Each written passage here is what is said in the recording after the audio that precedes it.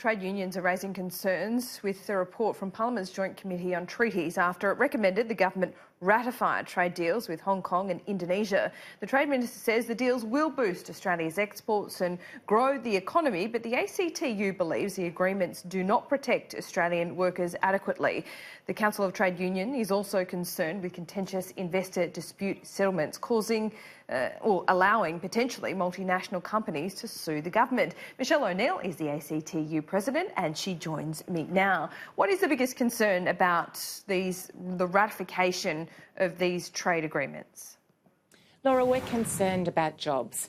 Basically, this allows for an increase in what is already a blowout in temporary work visas in Australia. We have 1.4 million people in Australia currently with work rights under temporary work visas. And this is a problem in terms of not testing first whether there's local people available to do the work.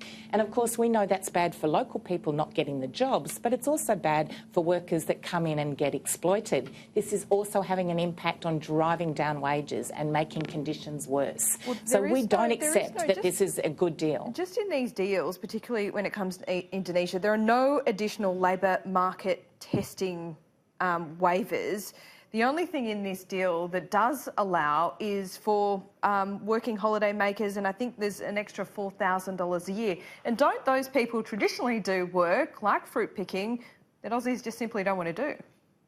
Well, I have to disagree with how it's been characterised because it's just not correct. The government's being a bit sneaky about this. The Indonesian agreement is explicit and it says that over the coming 3 years, they will negotiate between Australia and Indonesia as part of the deal to increase numbers of temporary work visas. And that's for jobs, temporary skill visas, so shortage visas. So that's for jobs like electricians, plumbers, nurses, chefs. And there is no specific way that they are not going to remove the labour market testing provisions on that, because whenever they do those temporary skill shortage visas, that is the deal, that there isn't labour market testing, which is the test to see if local workers can do the job first. So there's a commitment in the deal to say they will negotiate that between Australia and Indonesia over the coming 3 years with a non-specified number of people coming in. Secondly, on the working holiday visas, it's rising up to 5,000 people.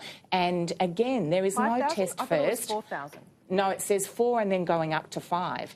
And it's, again, there is, in those type of visas, no test first about whether there's local people can do the jobs. Now, we won't argue. Don't we already know, Michele O'Neill, that when it comes to working holiday makers and like fruit picking, that Australians simply don't want to do the work because it is seasonal, and this is a perfect kind of job for those holiday working makers to do, isn't it?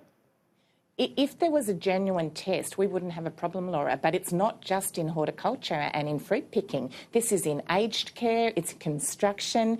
It's wrong to characterise this as just seasonal work that happens in fruit picking. So we think there should be a test. It's not a hard thing to ask, that there's an opportunity to first see whether their local workers are available to do the job.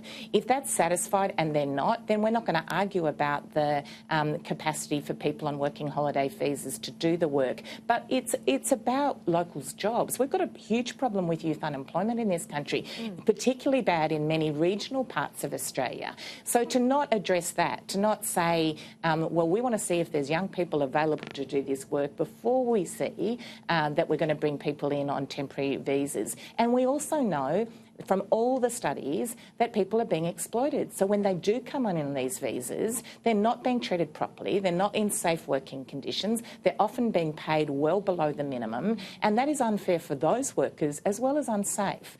So this is not a good deal. And the third category for Indonesia is there's 1,500 of what they call training visas. Now again, we've decimated the TAFE system. We've actually got half the number of apprentices and training going on now than we had a short while ago.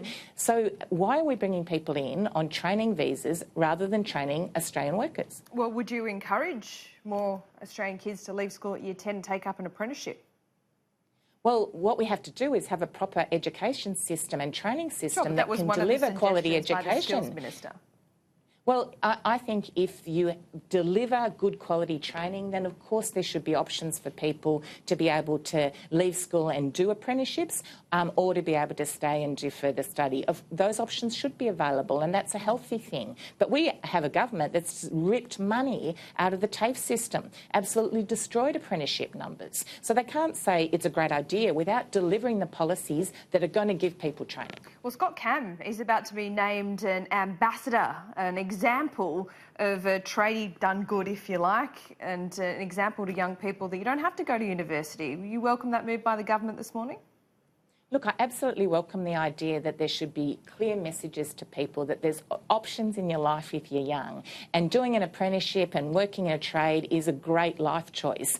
But you have to not just say, well, here's a star who's going to talk about why it's a good idea, but not deliver the training and the opportunities for people to get the jobs and do the work. These two things have to match up. It's not just about a slogan, it's about the reality of opportunity for apprenticeships, and that's what the government's not doing.